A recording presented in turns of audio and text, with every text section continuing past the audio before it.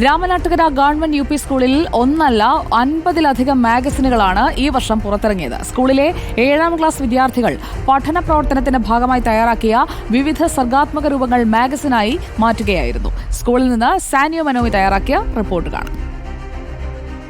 Kozhikode Ramanattukara government U P സ്കൂളിലെ ഒരു class മുറിയിലാണ് നമ്മൾ ഇപ്പോഴുള്ളത്. ഇവിടെ എന്താണ് കാര്യമെന്നല്ലേ, ഇവിടെ കൂട്ടുകാരൊക്കെയും 7ാം ക്ലാസ്സിലെ കൂട്ടുകാർ, വിവിധ ഡിവിഷനുകളിലെ കൂട്ടുകാരാണ്. അവരൊക്കെയും ഇങ്ങനെ ഒന്നിച്ചിരിക്കുന്നത് ഒരു മാഗസിന്റെ പ്രകാശനത്തിന് വേണ്ടിയാണ്. മാഗസിൻ എന്ന് പറയുമ്പോൾ സാധാരണ സ്കൂൾ മാഗസിനും കോളേജ് മാഗസിനും ഒക്കെ നമ്മൾ കണ്ടതാണ്. അത് ഒന്നാണ് ഉണ്ടാവുക. പക്ഷേ ഇവിടെ 50-ലേറെ മാഗസിനുകളാണ് ഈ കൂട്ടുകാർ ചേർന്ന് തയ്യാറാക്കിയിരിക്കുന്നത്. അതിൻ്റെ വിശേഷങ്ങൾ അറിയാം.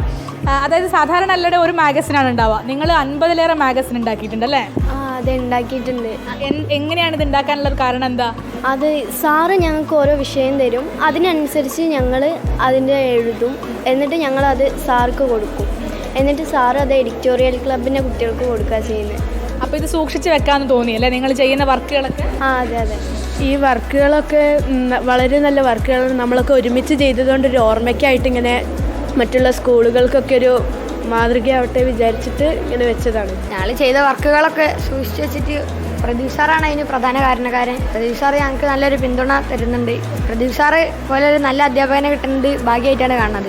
എന്തൊക്കെയാണ് അതിൻ്റെ പ്രവർത്തനങ്ങൾ എന്തൊക്കെയാണെന്നറിയോ? കഥാപാത്ര നിരൂപണം, കടങ്കഥ, കൊളാഷ്, അങ്ങനെ കുറേ പ്രവർത്തനം വെച്ചാണ് സാറ് നമ്മളെ കൊണ്ട് ഇതേപോലെയുള്ള വർക്കുകൾ ചെയ്യിപ്പിച്ച് മാഗസീനായി പ്രദർശനം ചെയ്തു. എത്ര മെമ്പർമാർ എഡിറ്റോറിയലുള്ള? 10-8 പേരുണ്ടാവും.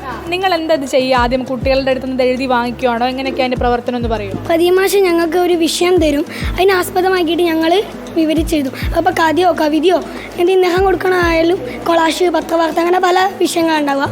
അത് കുട്ടികളുടെ അടുത്തു നിന്നൊക്കെ ശേഖരിക്കും ഞങ്ങൾ. എന്നിട്ട് ഞങ്ങൾ എഡിറ്റോറിയൽ അംഗങ്ങൾ അതിലുള്ള കുട്ടികൾ എഴുതിയ അക്ഷരത്തിന് എന്തെങ്കിലും പ്രശ്നങ്ങളുണ്ടെങ്കിൽ അത് അടിവരട്ട് ഓരോന്ന് മാറ്റി തിരുത്തി സാറിന് ഏൽപ്പിക്കും. സാർ അത് ഒന്നായിട്ട് ബൈൻഡ് ചെയ്ത് നല്ല കവർ പേജും ബാക്കിലൊക്കെ കുറേ കാര്യങ്ങൾ രേഖപ്പെടുത്തി സാർ അത് മാഗസിനാക്കും. നമ്മൾ കുറച്ച് ആളുകളെ എന്താ പറയുക, ഇങ്ങനെ അധ്യക്ഷനും അവരെന്നെ താല്പര്യത്തോടെ അധ്യക്ഷനും അവരൊക്കെ ആയിട്ട് HM-നെയും ടീച്ചേഴ്സിനൊക്കെ വിളിച്ച് പ്രകാശനം ചെയ്യാറ്. ഇവർ നമ്മുടെ ഓരോ പാഠപ്രവർത്തനത്തിൻ്റെ ഭാഗമായിട്ട് ഓരോ വ്യവഹാര രൂപങ്ങളുണ്ട്. 7ാം ക്ലാസ് കഴിഞ്ഞ് പോകുമ്പോൾ 25 വ്യവഹാര രൂപങ്ങൾ അവർ പഠിക്കണം. ആ പഠിക്കാൻ വേണ്ടി നമ്മൾ പറഞ്ഞു കൊടുത്തുകൊണ്ട് കാര്യമില്ല. അവരുണ്ടായ രചനകൾ തന്നെ അവരുടെ തന്നെ ഒരു മാഗസിനായിട്ട് ഇറക്കുമ്പോൾ തൻ്റെ സൃഷ്ടി ഇതിൽ വന്നതെന്ന് പറയുമ്പോൾ എല്ലാവർക്കും ഒരു അഭിമാനമാണ്. ഇതിൻ്റെ ഉദ്ദേശം എന്താണെന്ന് വെച്ചാൽ എല്ലാ കുട്ടികളും ഇത് ചെയ്യുന്നുണ്ട്, അതിന് ഫുൾ സപ്പോർട്ട് ഇവർ ചെയ്യുന്നുണ്ട്. എഡിറ്റോറിയലോട് കൃത്യമായിട്ട് ഈ അക്ഷരം തെറ്റിക്കുന്ന കുട്ടിക്ക് പിന്നീട് മറിച്ച് നോക്കുമ്പോൾ ഞാൻ എഴുതേണ്ട അക്ഷരം ഇതാണ് എന്നൊരു ബോധം കൃത്യമായിട്ടുണ്ട്. പിന്നെ തെറ്റില്ല. ആദ്യം ഉണ്ടായ മാഗസിന് ഇപ്പോഴേക്ക് വരുമ്പോൾ ഒരുപാട് വളർച്ചയാണ്. അത് മക്കളാണ്. ഞാനേതായാലും ഇക്കൊല്ലം റിട്ടയർ ചെയ്യുകയാണ്.